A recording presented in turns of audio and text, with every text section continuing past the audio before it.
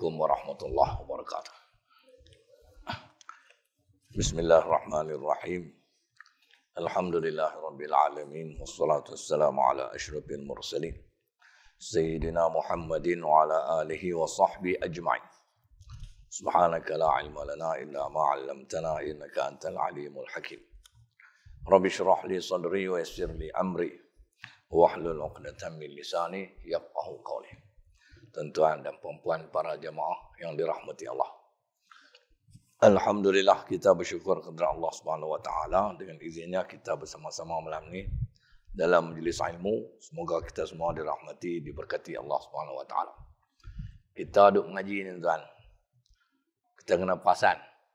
Ada kawan yang kita duk main mengaji dengan kita, tak ada lah. Dia pergi mana? Pergi batu doa. Itu sunnah kehidupan.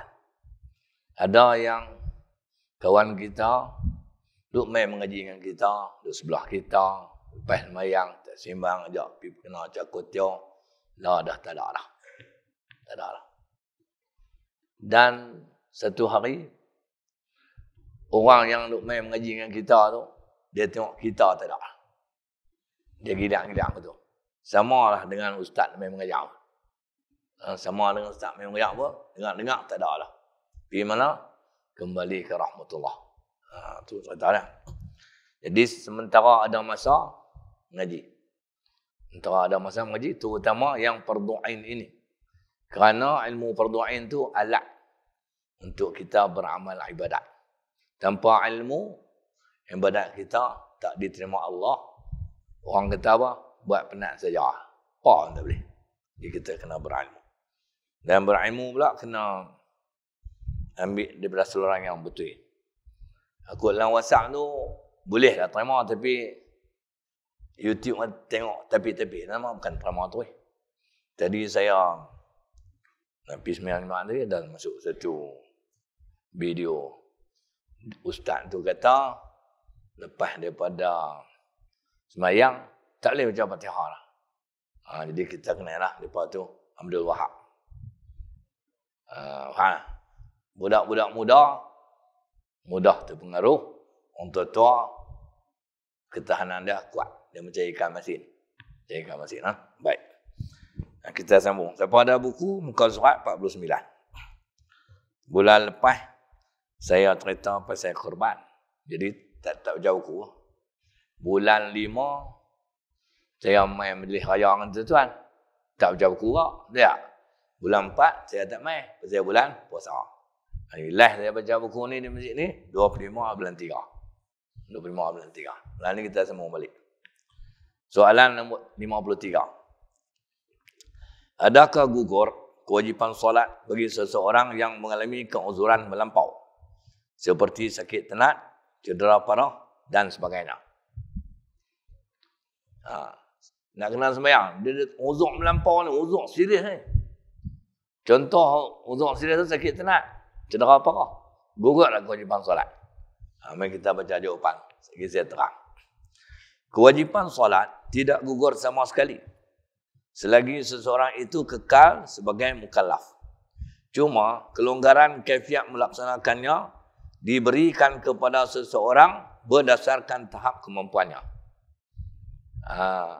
Pasal kata sembahyang ni, satu-satunya ibadat yang kena buat. Kalau kita uzur, ada cara nak buat. Dan cara keuzuran orang tu berbeza-beza. Cara dia buat ibadat dan keuzuran tu berbeza-beza berdasarkan tahap keuzuran seseorang. Kalau orang tu uzur teruk, maka ringanlah cara dia sembahyang. Kalau uzur tak apa teruk, sederhana mungkin. Kalau tak ada uzur, kena buat dengan sempurna. Kalau menguzurkan diri, dia 3 suku. Benar? Sebagai contoh. Okey. Ni kena buat juga ni. Walaupun uzur. Sebagai contoh. Jika tidak mampu solat berdiri, maka boleh solat sambil duduk. Orang uzur ni kalau tak boleh nak berdiri, sembahyang kena juga. Tapi sembahyang, duduk. Okey. Jika tiada air untuk berwuduk dan tiada debu tanah untuk bertayamum, maka seseorang itu wajib solat tanpa berwuduk atau bertayamum. Air tak ada nak ambil sembahyang. Pergi nak tayamum, debu pun tak ada. Jadi, tang sembahyang kena sembahyang juga. Okey. Jadi apa tu? Solatnya itu kerana menghormati waktu dan wajib mengqadanya kemudian. Tu orang panggil sembahyang hormat waktu. Nah. Okey.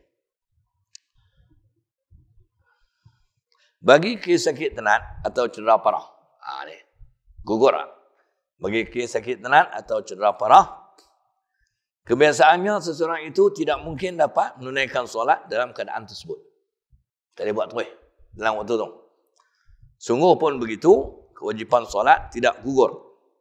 Oleh itu, dia wajib mengqada solat yang tidak dapat dilakukan semasa sakit tenat atau cedera parah apabila pulih nanti. Dia macam ni ya, ada dua keadaan. Kalau kita uzur, dalam waktu tu kita kena sembahyang. Cuma cara kita sembahyang tu ringan, ada kelonggaran. Dalam waktu tu kita tak boleh berdiri, kita sembahyang duduk. Kalau tak boleh duduk, kita sembahyang mengiring. Kalau mengiring tak boleh, kita sembahyang berbaring. Berbaring tak boleh, kita pakai syarat mata. Syarat mata tak boleh, kita pakai intasan hati. Intasan hati tak boleh, kita mati. Baik, tak. Dalam waktu tu kita kena sembahyang. No? Susah nak berhenti. Ini uzur bukan semua orang sakit. Susah nak berhenti. Dia dalam perjalanan. Berhenti kerak payah. Maka oleh kerana perjalanan itu adalah kesusahan dan kepayahan, maka kepayahan itu adalah keuzuran. Syariat membenarkan, mengharuskan kepada orang yang berjalan jauh, musafir, untuk mengqasarkan sembahyang. Yang 4 rakaat jadi 2. Dan menjamakkan sembahyang. Himpun 2 waktu sembahyang dalam satu waktu. Sama ada jamak takdim, ditarik waktu yang kedua, sembahyang dalam waktu pertama, atau jamak takhir, dilakukan solat waktu pertama itu dalam waktu yang kedua. Sebab keuzuran. Kena buat dalam waktu itu. Tapi bagi soalan ni. Bagi sakit tenat, cedera parah. Sakit tenat, cedera parah. Agak-agak ada nak boleh buat tu. Kita ambil contoh Maghrib. Maghrib masuk pukul 7.39. 39.38 tu lah. Aisyah 8.53. Lebih kurang dalam sejam suku tu kan. Sakit tenat celah-celah tu, agak-agak dan nak sembahyang. Tak dan. Saya ambil contoh. Dia ni orang penyakit penat. Penat-tenat tu dia kemak-kemak. Dekat-dekat nak maghrib, dia main penat, dia menjadi-jadi. Tak cukup lah dengan pam bos lampu kat tu. Dia kena ambil kena pergi hospital. Anak dia pun pergi hospital. Duk. Tak ada apa-apa. Sampai hospital. Doktor pun bubuh dah sokok tu. Alat pernafasan tu. Bubuh sokok tu dah. Duk. Masa tu boleh sembahyang lah. Boleh sembahyang lah. Tak boleh. Pasal dia penat. Duk tu. Masa berlalu. Elok dah. Gas habis dekat sesutung lah. Gas apa tu? Bukan gas masak lah. Gas masak mampu. Gas habis lah. Mana dia kembali belum lepas. Doktor tanya, macam mana pakcik? Okey. Alhamdulillah. Boleh melepas balik. Tengok jam. Pukul 9. Daripada doktor bubuh tu lah. Alat terang nak sampai dalam perjalanan tu. Katalah doktor bubuh pukul 8 suku. Dia terang nak sampai, dia penat. Habis gas tu, buka-buka. Bayarlah ke doktor. Pergi klinik. Lepas tu, maghrib habis. Dia sembahyang maghrib lah tadi. Tak. Pasal apa dia tak sembahyang maghrib? Pasal dia masuk dalam kategori tenat. Tentu tak kena sembahyang. Dia kena sembahyang juga. Tapi dia sembahyang di luar waktu. Sembahyang di luar waktu, orang panggil sembahyang qada. Dan dia tak berdosa. Dia tak berdosa mengqadakan sembahyang tu sebab dia bukan sengaja untuk meninggalkan sembahyang dalam waktu. Kerana apa? Kerana masa tu dia tenat. Itu contoh yang pertama. Orang tenat. Yang kedua, orang aksiden. Cedera parah. Orang aksiden lah. Dia nak main masjid, naik motor. Naik motor, lampu terbakar. Korang lintas. Belah korang. Belah korok. Korot, belah tak apa, dia kulit besi. Terpelanting kawan main beli tu. Jatuh hotel apa nama jalan. Meramu dah kau. Kalau tak parah pun jangan teruk lah. Dalam masa tu, tak boleh nak buat apa. Orang ambil dia pergi hospital. Doktor pun pergi doktor Inu. Doktor pun cuci darah apa dia naik ahli masjid. Memang tak boleh. Doktor pun dia sambil doktor duk apa nama cuci darah pun dia tak tahu doktor pakcik semayang dak lah. Ni masa duk lalu ni maghrib nak habis lah. Doktor Inu dah. Pakcik, saya lagi qada lah. Doktor Inu pak. Teh. Salah tak dia qada semayang? Salah tak? Tak salah. Dosa tak dia tinggal semayang tu? Dia bukan sengaja. Dia sedang sakit, tenat. Habis apa doktor balut pas semua clear lah. Tu mau boleh semayang. Darah pun dah cuci apa semua.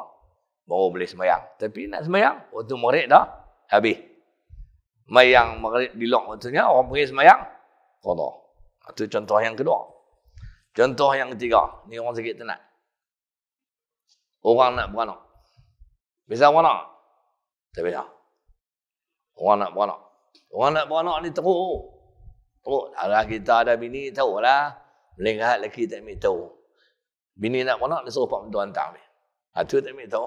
Ayah hantar apa nama Minah pergi hospital. Bini hang. Walaupun bini saya tu pergi anak ayah. Dia buat main untuk pak mentua dah. Pak mentua dia boleh menentu 3 suku ni pergi. Orang nak beranak, dia sakit. Dia sakit. Katalah dia sakit nak beranak waktu maghrib. Saya ambil waktu yang singkat lah. Waktu subuh, tak apa. Dia sakit nak beranak waktu maghrib. Boleh masa tu dia semayang? Tak boleh. Tak boleh, dia sakit. Dia tak boleh semayang. Dia tunggu. Elok masuk Zuhur Aisyah. Anak keluar. Beranak. Maka pas anak keluar tu, maghrib tu dia kena qada tak? Kena. Aisyah pun kena qada. Tapi tunggu lepas habis nipah lah. Kata nak. Maghrib tak semayang, pasal aku sakit nak beranak. Aisyah tadi ni waktu ada, bukan pasal sakit nak beranak. Beranak dah, tapi dia beranak dalam waktu Aisyah. Bermakna waktu Aisyah tu dia kena qada. Semua esok dah lah. Tu contoh dah. Tu contoh nombor 3. Contoh nombor 4. Saya tak sebut cedera parah dalam sakit tenat. Keadaan diri kita. Menyelamatkan orang yang sedang cemas. Menyebabkan orang yang menyelamatkan tak semayang dalam waktu tu. Dan orang yang diselamatkan pun tak semayang. Contoh dah. Contoh orang lemah. Orang lemah. Tang ni sungai tahu lah. Saya tak perasan. Sungai yang besar lah. Sungai atas ni dengan sungai dalam. Okey, tak apa. Ambil sungai besar. Naik motor. Anak dara ni. Naik motor. Dia naik motor. Nak balik rumah dia di Semelin. Pergi ambil Semelin tu. Senang sungai tu. Sungai tu. Faham. Lepas tu. Naik motor tu. Bewak lintas. Atas jambatan tu. Main mana tu. Terkejut anak dara tu. Belah bewak. Bewak terpelanting masuk dalam sungai. Sungai tu memang dalam tu lah. Sungai Semelin tu. Bewak terpelanting masuk sungai. Anak dara tu pun terpelanting masuk dalam sungai. Mutu duduk atas jambatan. Tu orang lalu pakat duduk tengok tadi buat apa. Kalau tuan-tuan boleh selamat. Saya tengok saja. Orang pakat kumun. Tentu main budak muda. Kerja kilang. Dia duduk mabuk. Dia break motor. Naik motor wai suku. Nah abang sini. Saya duduk gitu. Tapi saya tak naik motor tu. Orang gelap pun boleh. Dia berhenti budak-budak ni. Ni duduk kumun apa dah ni? Kumun. Dia kata ada budak perempuan lemah. Dia tanya pasal apa tak selamat. Tak ada siapa boleh berenang. Budak muda ni. Dan scuba apa semua latih belakang. Buka tepi kelar. Terjun terus dalam sungai tu. Dalam sungai tu. Terjun. Berenang. Nampak budak tu duduk. Sambang budak tu. Budak tu pegang dia. Budak tu tekan dia. Dia pun tenggelam. Dia tak mampu ni. Tapi dia pandai. Dia tarik budak tu. Dia sambil pegang sebelah. Dia berenang. Sampai di tepi sungai. Orang pergi tengok. Pak budak tu pun sampai. Pak budak tu orang abang duduk semelin. Sampai naik tepi sungai. Dia bagi bantuan pernafasan. Elok bagi bantuan. Maka Aisyah pun habis. Aisyah pun masuk. Budak tu lemah waktu maghrib. Aisyah pun masuk. Jadi budak jantan yang menyelamatkan dia tu. Dia mayang maghrib tak tadi? Mayang maghrib tak? Tak. Pasal apa? Pasal dia menyelamatkan budak perempuan hak lemah tu. Budak perempuan lemah tu mayang maghrib tak? Dia lagi awal tak melayang. Dia tuh dulu pada kawan tu. Tapi sekali bila nak main qada, siapa nak kena qada? Budak jantan tu ke budak perempuan tu? Siapa nak kena qada? Dua-dua. Tak, budak jantan tu lah. Budak perempuan tu main haid. Orang kata habis lah. Itu contoh lah. Dia menyelamatkan kawan tu. Penat. Berdosa orang dia tak sembahyang maghrib? Tak berdosa. Bahkan dia dapat pahala. Kerana menyelamatkan satu nyawa. Pak budak tu pun terima kasihlah anak muda. Pasal menyelamat anak pakcik. Sama-sama tanggungjawab dan kewajipan pakcik. Tapi selamat anak pakcik. Saya tak sembahyang maghrib. Abang siap. Tak apa boleh qada. Ni pakcik nak bagi duit hang sikit. Pakcik orang kaya semelin. Pakcik nak bagi duit sikit lah sebagai penghargaan. Terima kasih. Pasal yang menyelamat anak pakcik. Anak pakcik seorang ni lah. Mati tak ada. Selamat anak pakcik nak bagi. Berapa duit yang nak nak? Pakcik bagi jumlah tu takut tak cukup. Hang abang, berapa nak nak? Banyak pakcik mampu. Juta pun pakcik bagi. Anak akan senang lagi. Pakcik orang kaya ni. Itu budak tu dah. Saya tak mau. Saya tak mau duit. Hang tak mau duit, hang nak apa? Saya nak anak pakcik. Saya nak kata apa? Hang tak boleh menikah anak aku. Pasal apa? Hang hitam. Anak aku putih. Oh, pakcik kenal saya lah. Sekali saya hawin balik langsung budak ni. Pakcik dah tak apa. Lebih kenal. Jadi macam tu lah. Faham? Tu contoh tu. Kita selamat orang. Selamat orang. Tak semayang, tak berdosa. Habis waktu wajib qada. Satu lagi contoh. Kebakaran. Ini serta bomba lah. Dekat maghrib. Rumah terbakar. Kereta bomba sampai maghrib tak lagi. Sampai tu ada lagi 5 minit maghrib. Bubuh paik bomba padam. Tapi kebakaran besar. Barak. Tentu bang maghrib. Bomba tu nak terus padam kan nak berhenti semayang. Dia pekat berhenti semua. Kata oleh tuan gudang. Berhenti apa kami nak semayang maghrib. Kami semua lain. Agaklah jadi pahal dah. Ada. Dia meneruskan misi menyelamatkan bangsa. Kalau waktu maghrib habis, saya lagi qada. Bukan mesti qada. Masa tu mungkin balik rumah dulu lah, mandi manda apa. Tapi yang penting qada. Jadi apa rumusan kita nak abang?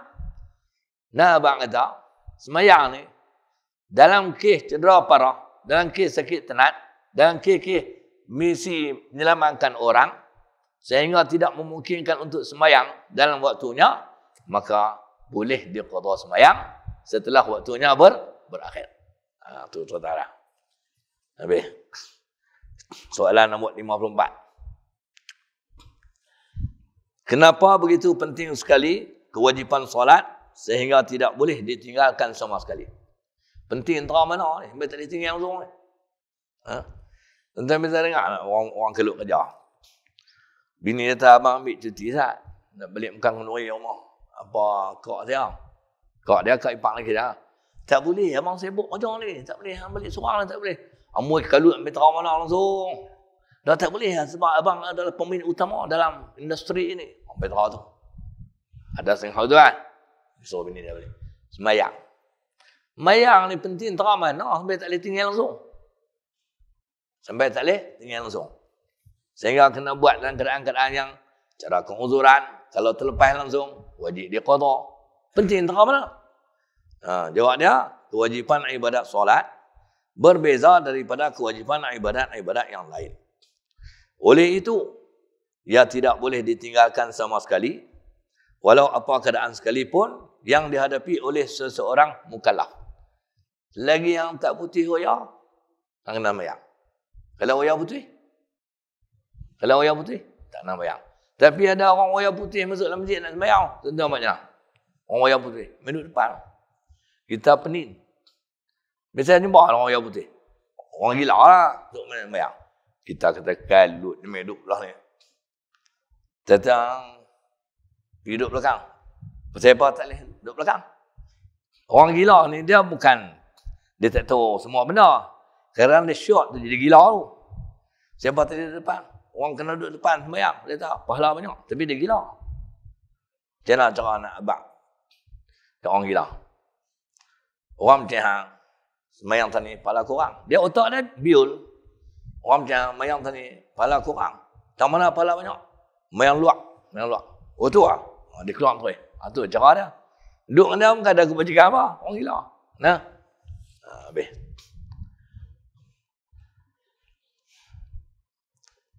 Selagi kawan tu nama mukallaf, kena sembahyang. Ini kerana solat adalah tiang agama. Meninggalkan solat berarti meruntuhkan agama. Tiang. Agama ni tiang, dia sembahyang. Buang tiang, agama tak ada. Macam mana masjid buang tiang? Ada tak kubang? Kipas helikopter nak buang tanah. Tiang tak ada. Dinding buang tanah. Ekon nak buang tanah. Tak ada. Pasal tiang ni asas. Sebab tu orang buat bangunan, orang buat tiang dulu kan. Pasal dak buah bim dulu betul lah. Tapi bim tu pasal saya nak buat tiang. Orang pasal tiang tu, tiang naik tiang teragah tu, baru buah alang. No, baru buah bumbung. Betul lah lebih kurang. Itu bangunan. Jadi bagi memastikan setiap mukallaf mendirikan solat, maka syariat mempermudah kaifiatnya kepada sesiapa yang ditimpa keuzuran. Kemudahan itu berdasarkan tahap keuzuran seseorang. Dia panggil rukhsah. Ada kelonggaran. Kita tengok orang uzur main sembahyang ni masjid. Contoh macam orang sembahyang atas kursi. Tapi taman ni, tak apa banyak orang main kursi. Zaman baru. Orang pun baru-baru. Main atas kursi, ada cara yang pertama, dia berdiri. Atas kursi tu dia duduk untuk sujud saja. Hak yang kedua, dia tak boleh berdiri, tak boleh. Orang berdiri, rebah tu. Dia duduk di awal. Berbeza lah cara dia. Orang sembahyang duduk pun kelapa. Habislah. Jadi, kena sembahyang. Macam mana cerita pun kena sembahyang. Dia sembahyang cara ringan-ringan. Dia berbeza dengan ibadat yang lain. Ibadat yang lain, kalau tak boleh buat, tangguh. Tak boleh buat, tangguh. Ataupun luruh tu. Contoh. Haji. Hang bila nak pergi haji, duit tak ada. Bila nak ada duit, nak makan pun duit harap orang bagi. Ni nak pergi haji, duit tak ada. Maka gugurlah kewajiban. Dah. Okey. Hak baru ni. Tahun ni nama orang naik. Awak tak pergi. Umur 65. Kan umur ni orang umur 65 tak boleh pergi kan? Umur 65. Awak hantar kelih 56. Tak ada. Tak boleh pergi. Gugur lah. Ataupun tertunda. Tertangguh. Zakat pun sama. Zakat. Hang nak bayar zakat tak? Tak. Pasal apa?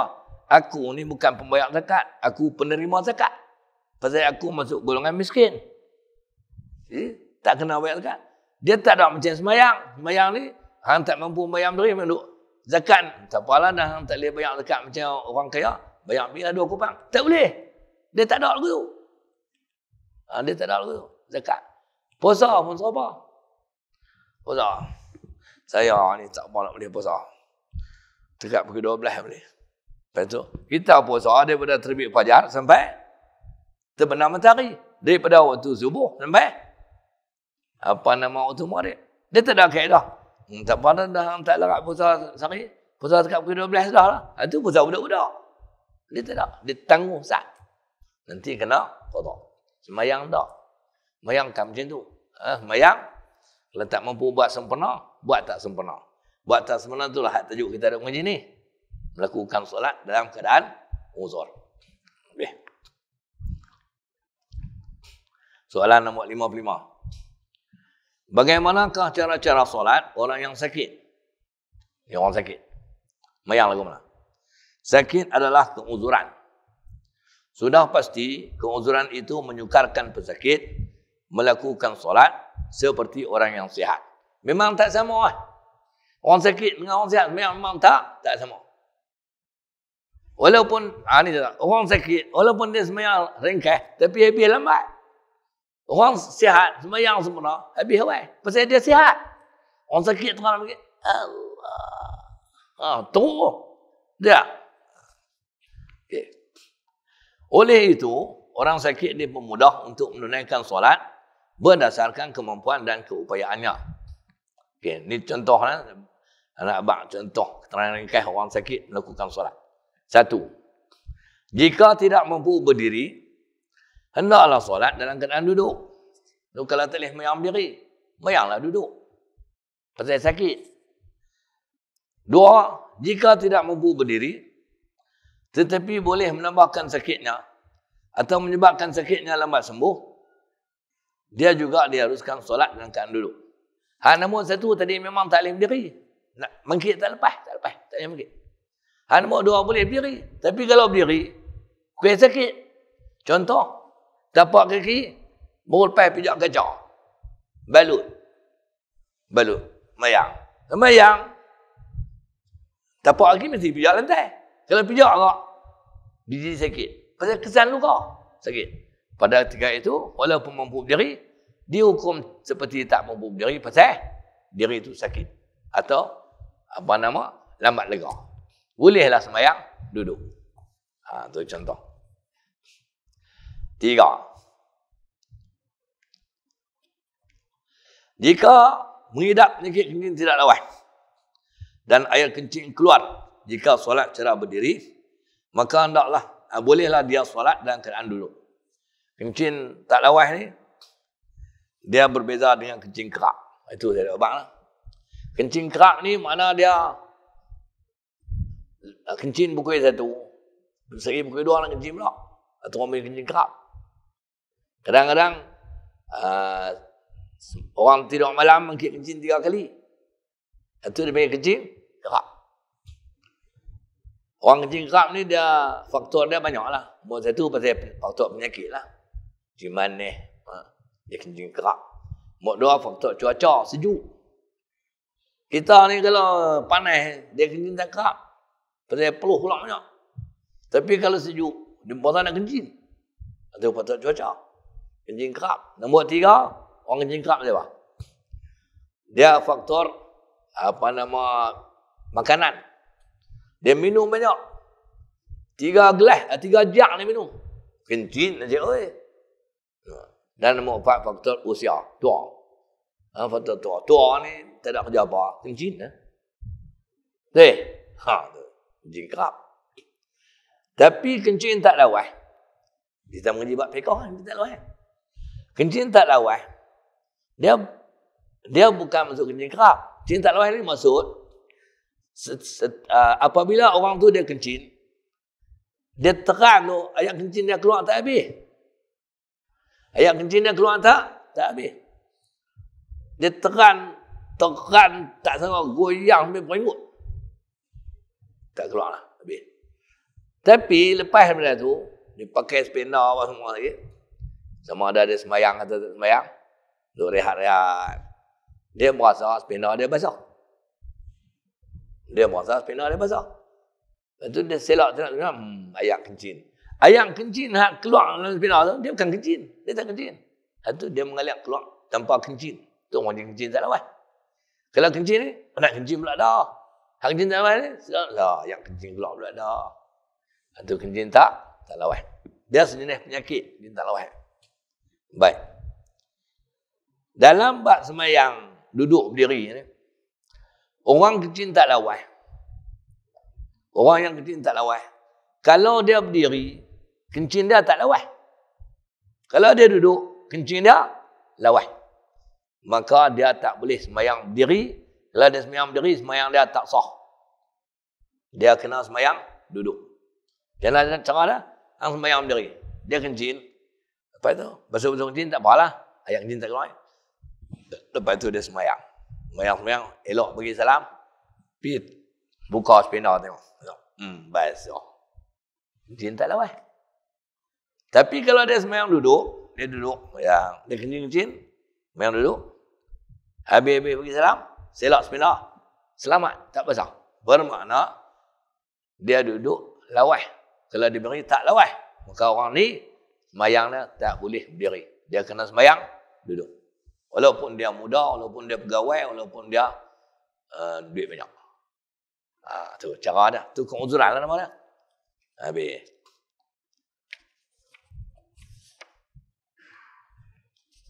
Okey. Jika tidak mampu duduk iftirash. Ni duduk ni. Duduk. Semayang tiga duduk utama. Duduk iftirash, duduk tarabuk, duduk tawarruk. Ini saya tunjuk sikit.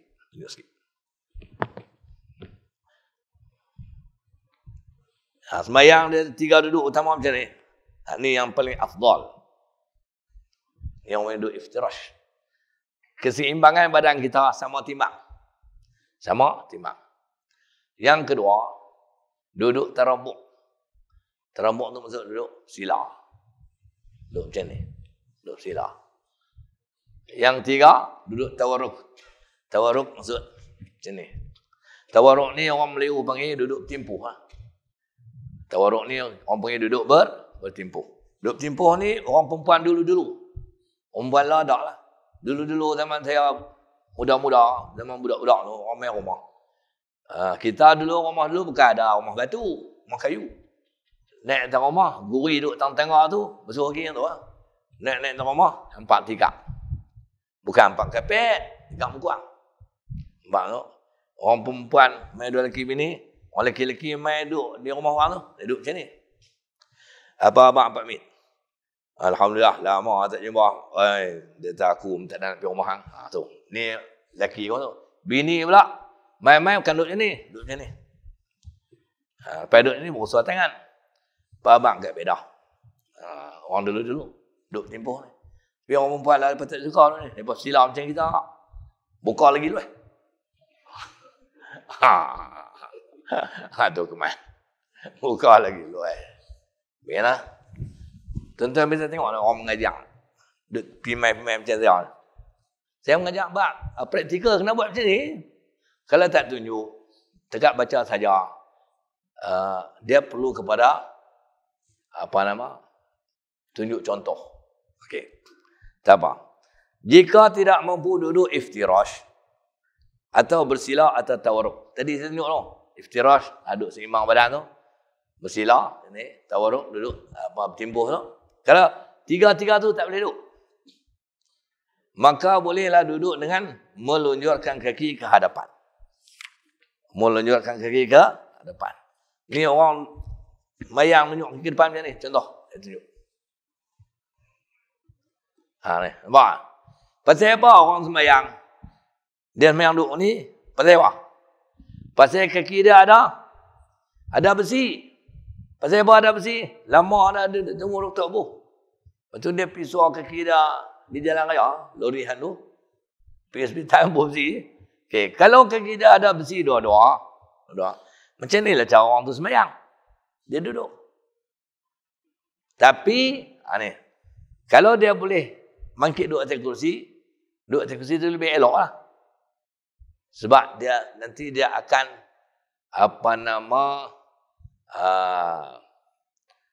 rokok dia tu nampak lebih elok. Walaupun tak boleh berdiri. Ni cerita dia tak boleh berdiri lah ni. Tak boleh berdiri. Okay. Kalau semayang duduk macam ni tapak kaki ni, bagi menghadap kiblat tu lah. Dengan buat itu. Lepas tu, sehari masa saya tunjuk sikit cara nak takbiratul ihram lah. Allahu Akbar. Baca. Sehari bila nak rokok, Allahu Akbar. Pegang lutut ni. Allahu Akbar. Tu lah. Kalau dia boleh metal ni, kira hebat lah. Saya tak tunjuk lah. Tunjuk pakai mampu ke orang. Jadi cara rokok dia lagu ni. Dia baca, dia rukuk ni, Allahu Akbar, begitu. I'tidal, sami Allah liman hamidah. Sujud lagi, memang tak boleh pergi bawah lah. Maka sujud, tunduk bagi bawah daripada rukuk. Kalau rukuk teratur, sujud, pergi depan sikit. Kalau tak boleh pergi depan sama enggak, kepala tu, turun tu. Bagi nak beza di antara rukuk dan sujud. Tu kata dah. Habis. Ni tak duduk atas kursi dah. Pasal uzur. Okey. Saya kira kena makik pula. Kemudian, jika tidak mampu solat secara duduk, hendaklah dia menunaikan solat dalam keadaan mengiring, di mana rusuk kanannya berada di atas lantai dan menghadap kiblat. Ni rusuk kita ni. Ni rusuk. Ni orang rusuk lah. Kanan. Ngiring ni kalau ni. Tapi orang yang ngiring tak main masjid lah kot. Tak main masjid lah kot. Ada main tapi keras. Main di rumah dia lah. Ngiring ni. Rusuk ni. Tak ada lantai. Kepala dia duduk belah tu. Posisi dia kepala duduk belah kanan. Kaki duduk belah ni. Dada dia menghadap kiblat. Okey.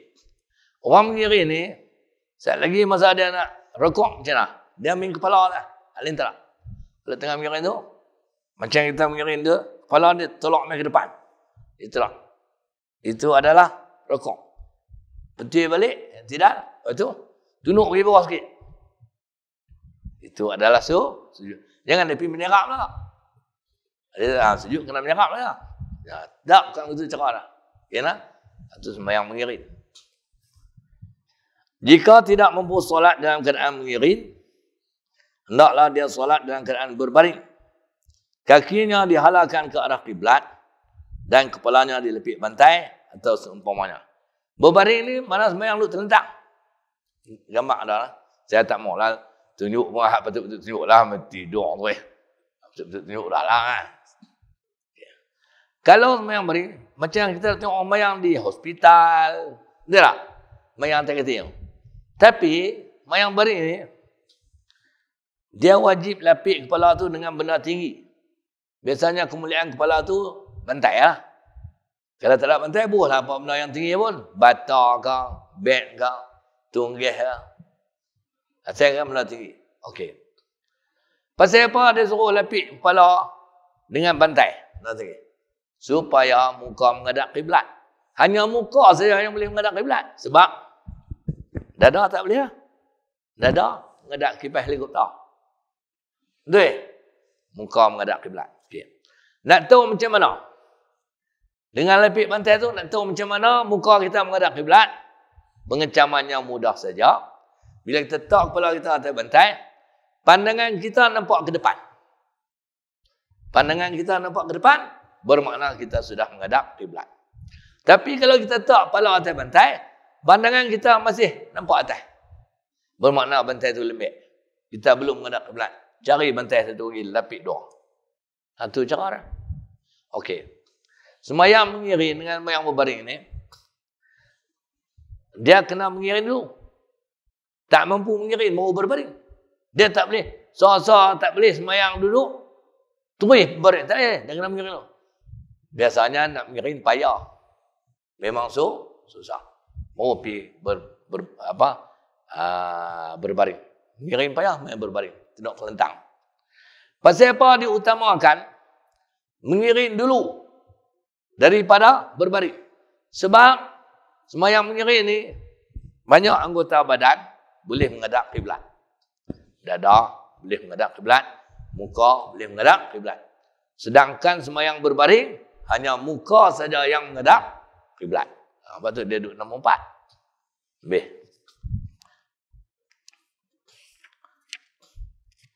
Okey. Nombor ni 5, 6. Jika tidak mampu solat berbaring, hendaklah dia solat dengan menggunakan isyarat mata.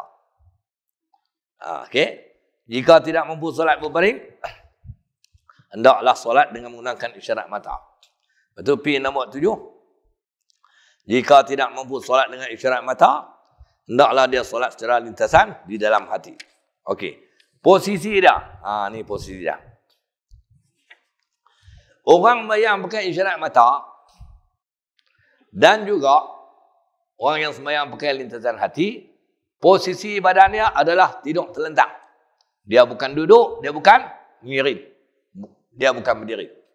Posisi badannya adalah tidur terlentang dan sakit dia ni sakit yang adat kata tunggu masa nak kembali ya.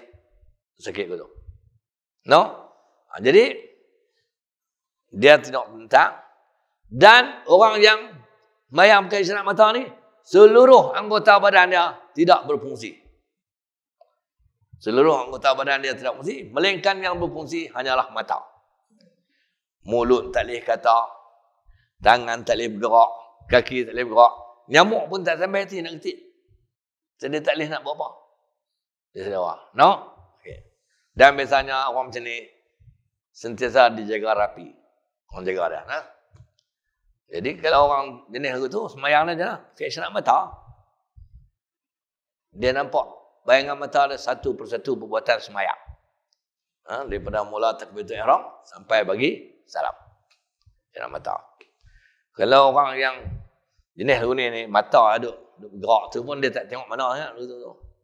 Kalau kita pergi ziarah dia, kita tak boleh sembang hak yang dia sedih. Kita sembang elok-elok dah. Tapi bukan sembang dia, sembang orang jaga dia. Ni Kak Minah. Kak Minah tu bini dah. Bang orang ni sikit, berapa lama dah macam ni? 3 tahun dah. Tak apalah sabaklah Kak Minah. Kak Minah isteri yang solehah. Angkat tahu tu? Dia dengar, syok.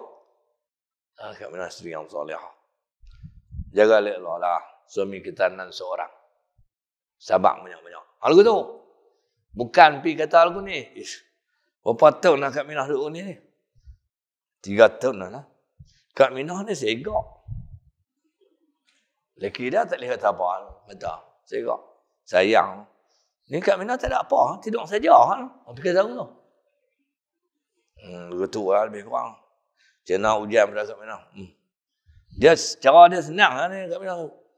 Kalau lelaki Kak Minah mati awal, senang Kak Minah boleh menikah lain. Kalau tak mati, payah. Oh, sembang tu. Siapa nak mau menikah Kak Minah ni? Kata, dia tak, saya tak apa. Lelaki dia tak apa. Haram. Dia kata hati lah. Tak main tak apa.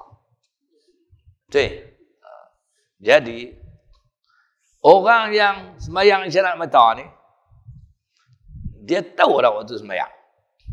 Dia tahu waktu sembahyang. Dia tak tahu. Telinga dia, dia tak dengar. Kalau dengar pun belum dekat tu. Jadi orang yang sihat, orang duduk kat dia tu, peranan dia kena habaq waktu sembahyang. Tidak, tak sembahyang. Ayat sembahyang tak payah ambil. Ini sembahyang kira kelonggaran banyak lah. Nak ambil sembahyang pula, buat ke mana? Niat dia tak boleh pergi. Dia, sembahyang. Dia nak angkat boleh, pakai syarat mata. Dia abang, ni abang awak, ataupun cucu dah, Tok Wan, Aisyah lah ni. Mudah-mudahan dia sembahyang. Dia sembahyang, tak sembahyang, kita hak sihat tak tahu. Dia dengan Tuhan. Mudah-mudahan dia sembahyang. Tu saudara. Dan yang terakhir, orang yang sembahyang pakai lintasan hati. Orang yang lintasan hati ni, dia ni, paling last kali ya. Mata dia tutup rapat. Hati dia duk ni. Orang pegang nadi duk ada lagi. Tuan, sembahyang murid no. Dia sembahyang tak sembahyang tu dia dengan Tuhan. Kita tak tahu. Peranan kita habaq. Tu nak cerita apa tu? Nak habaq kata tahap-tahap sembahyang orang yang uzur berdasarkan keuzuran yang mula-mula ringan, pergi kepada yang sederhana, pergi kepada berat dan pergi kepada yang sangat berat. Itulah cara sembahyang. Okeylah, satu lagi. Tolong kita nanti. Bagaimanakah cara-cara solat dalam keadaan duduk? Seseorang yang hendak menunaikan solat dalam keadaan duduk, boleh duduk mengikut cara duduk yang disukainya. Walau bagaimanapun, duduk secara iftirash lebih afdal atau lebih sempurna kerana cara duduk seperti itu memudahkan untuk sujud. Jika tidak mampu duduk secara iftirash, hendaklah duduk bersila, tarabuk. Itu jangan macam terbang lah. Tarabuk masyarakat. Tarabuk. Dan seterusnya duduk secara tawarruk. Tawarruk tu saya abang bahasa Melayu punya duduk apa? duduk timpuh. Nah, itu duduk seperti tasyahud akhir. Okey. Dia macam ni. Duduk tiga cara duduk yang utama tu, hak sebelum kursi-kursi tu nanti kita serta kemudian lah. Saya ulang sekali lagi nah. Kita ni tiga cara utama ni, kalau kita boleh buat tiga-tiga, macam ni pun kita boleh duduk nak sembahyang. Diri tak boleh lah pasal kita nak sembahyang duduk kan. Macam ni pun kita boleh. Macam ni pun kita boleh.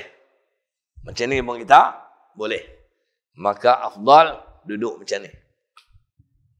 Afdal duduk macam ni. Pasal apa duduk macam ni afdal? Nombor satu, pasal ikut sunnah. Nabi buat ni. Dan nombor dua, mudah untuk turun sujud. Mudah untuk turun sujud. Ya, sujud. Kalau duduk macam ni, sujud boleh turun juga kalau kita sihat. Tapi, payah sikit. Cuba tengok nak buat. Tengok. Kaki kita tu, nak kena buka suam. Jadi macam tayar kapal terbang, nak turun. Betul? Tu. Tu.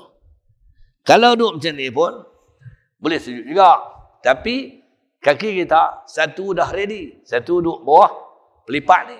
Jadi, dia lebih payah daripada cara duduk yang pertama. Jadi, kalau kita mampu duduk tiga-tiga cara ni, duduklah iftirash. Itu afdal. Tetapi, tiga cara duduk ni biasanya, ada orang, dia tak boleh duduk iftirash. Sebab dia tak boleh huluk kaki pergi belakang. Dia tak boleh. Tapi dia boleh selang. Selang ni maksud duduk silang. Dia boleh duduk. Tapi biasanya, bagi orang yang tak sihat ni, kalau dia semayang duduk silang macam ni, biasanya sujud dia tak pergi ke bawah. Dia tak boleh pergi. Sebab dia tak boleh suar kaki belakang. Syarat dia nak pergi ke bawah, kaki kena pergi belakang. Kalau kaki tak pergi, tak boleh. Cara sujudnya, rokok lagu ni, sujud begitu. Bawah sikit. Biasanya orang sembahyang ni kaki dia tak boleh. Nampak dia tak boleh sujud ke lantai. Betul tak? Kita try. Sujud lantai. Tu boleh. Pasal apa boleh? Pasal tak sakit. Kalau sakit tak boleh. Tu cerita dah. Okey lah. Habis. Sikit.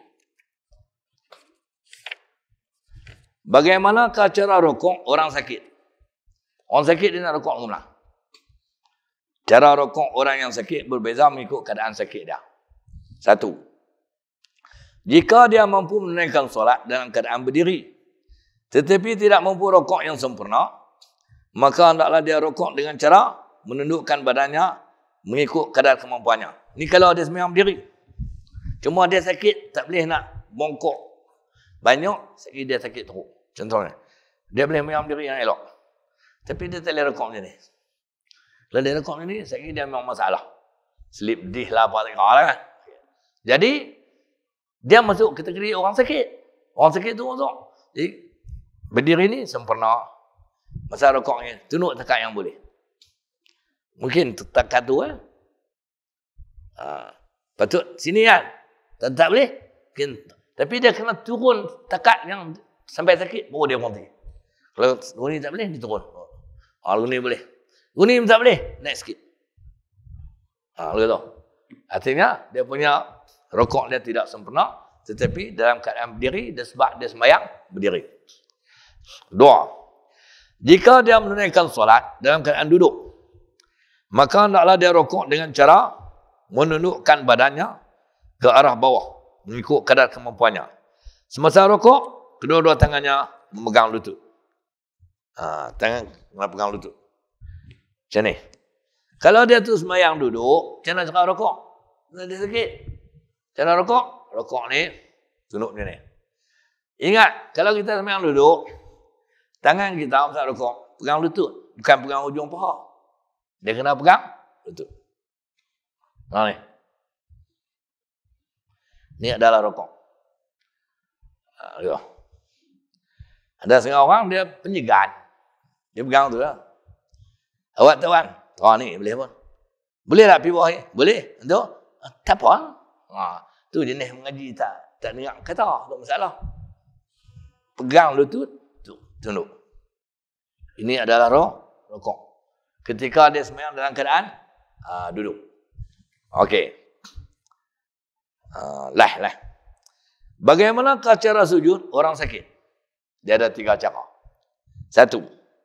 Jika dia mampu solat dalam keadaan berdiri, tetapi tidak mampu untuk rokok dan sujud dengan sempurna, maka selepas rokok, dia hendaklah sujud dengan merendahkan badannya ke bawah dan melihat tempat sujud. Kadar rendah badannya hendaklah lebih rendah daripada kadar rokok. Okey ya? Dia sembahyang berdiri, dia ni rokok tak boleh sempurna, sujud tak boleh sempurna. Sujud pun tak boleh sempurna. Dia kena buat macam ni. Tuan-tuan tengok cara dia. Dia kena sembahyang berdiri. Dia boleh sembahyang berdiri. Contoh duduk tengah sembahyang, nak rokok. Allahu Akbar. Tak boleh piah. Orang ni ya. No. Sami Allah liman hamidah. Sujud lagi tak boleh sempurna. Tak boleh sempurna, tak boleh pergi ke lantai lah. Turun. Macam ni. Lepas tu, tunduk. Ni adalah sujud. Allahu Akbar. Duduk antara 2 sujud. Allahu Akbar. Sujud yang kedua. Allahu Akbar. Mengkit untuk rakaat yang kedua. Dan begitulah seterusnya. Ya? 2 loh. Dia boleh diri sempurna. Rokok dia tak boleh sempurna. Sujud dia tak boleh sempurna. Yang kedua. Jika dia solat dalam keadaan duduk dan mampu sujud dengan sempurna, maka dia hendaklah turun sujud dengan meletakkan dahinya di tempat sujud. Ini yang duduk. Yang duduk, dia kata, macam mana cara sujud orang yang sakit? Dia kata, kalau dia sembahyang duduk, dia boleh sujud dengan sebenar. Dia kena turun sujud. Dia rokok macam ni, tidak, turun sujud macam biasa. Turun sujud macam biasa. Tapi dia sembahyang duduk. Dan yang ketiga, jika dia solat dalam keadaan duduk dan tidak mampu turun sujud dengan meletakkan dahinya di tempat sujud, maka dia hendaklah merendahkan badannya ke bawah dan melihat tempat sujud. Kadar rendahan badannya hendaklah lebih rendah daripada kadar rokok. Ni sembahyang duduk. Atas zat boleh gerah turun. Ni tak boleh. Orang sembahyang duduk macam ni. Allahu Akbar. Baca apa semua? Rokok. Allahu Akbar. Yang tidak, Sami Allah liman hamidah. Sujud tak boleh pergi bawah. Tunduk bagi rendah daripada rokok. Kalau rokok berani, sujud. Itu cara dia. Kena? Jadi, jam pukul 9 malam. Ada soalan tak? Saya berhenti. Ada soalan? Sila.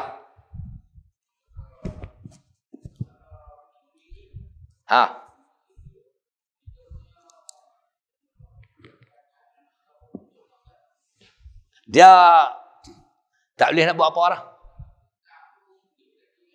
Dia tak boleh buat apa dah. Dia hanya pakai mulut lah. Pakai mulut. Lurih.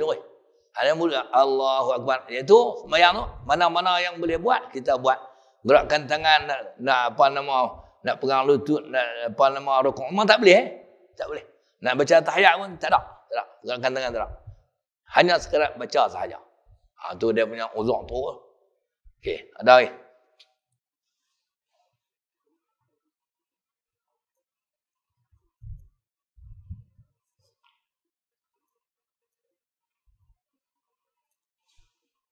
Tak ada kita mesti.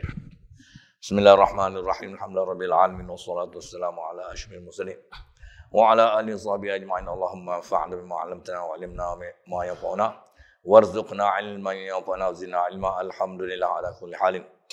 Wa na'udzubika min halil nar. Allahumma ij'alna minal ladzina yastami'una al-qaul fayattabi'una ahsanah. Wa sallallahu ala sayyidina Muhammadin wa ala alihi washabihi ajma'in. Walhamdulillahirabbil alamin.